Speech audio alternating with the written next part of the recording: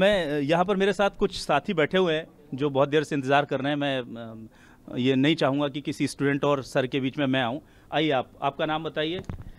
मेरा नाम नितिन है और मैं सर राजनीति से अलग हटके, और जैसे अभी सर हार्ड क्वेश्चंस पूछ रहे थे, मैं उससे बिल्कुल हटके जो भविष्य में यूपीएससी एग्ज़ाम देना चाहते हैं युवाओं के तौर पर कुछ क्वेश्चन पूछना चाहूँगा जो कि बहुत बेसिक्स हैं लेकिन महत्वपूर्ण है। जैसे कि क्या एग्ज़ाम देने के लिए कुछ उचित उम्र होना, या फिर मतलब कब तक दे सकते हैं, और क्या इसमें किसी तरह के अटैम्प्ट्स भी होते हैं कि जैसे 1 2 3 मतलब कितनी बार दे सकते हैं?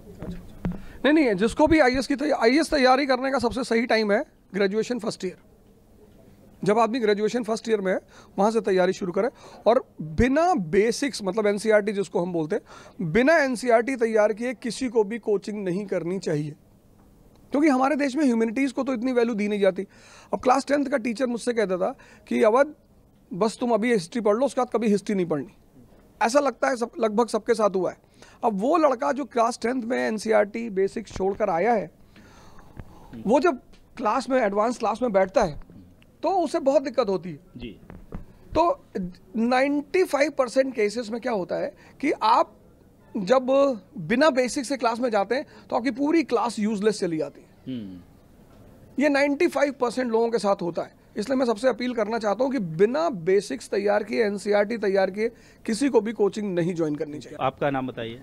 मेरा नाम सर निर्मल है। निर्मल जी, बताइए सवाल अपना। सर मेरा सवाल ये है कि जो ग्रामीण बैकग्राउंड से जो स्टूडेंट आते हैं, भारत जो हिंदी पट्टे जो राज्य हैं, वो जो हिंदी मीडियम से लगभग आते हैं, और वो आने के बाद अभी 2011 सीसेट लागू होने के बाद जो हिंदी मीडियम का जो रेशियो गिरा है वो अभी तक लास्ट इस बार में टॉप 100 में मेरे हिसाब से एक है भी नहीं।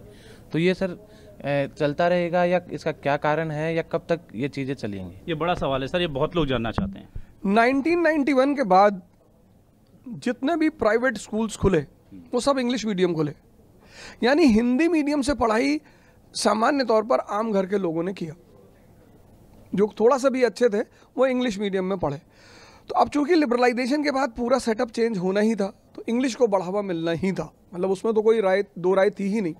तो एक तो मतलब जो सामान्य घर से लोग हैं या सामान्य परिवारों से लोग हैं वो पढ़ाई नहीं कर पाए कायदे से। कुछ स्कूलों की भी कमियां रहीं, खासकर गवर्नमेंट स्कूल में मैंने देखा है कि बहुत ज़्यादा वो कॉम्पिटिटिव स्टाइल में नहीं पढ़ाते हैं। जैसे प्राइवेट स्कूल्स हैं वो फीस तो लेते हैं लेकिन उनकी स्टाइल बड़ी कॉम्पिटिटिव होती है।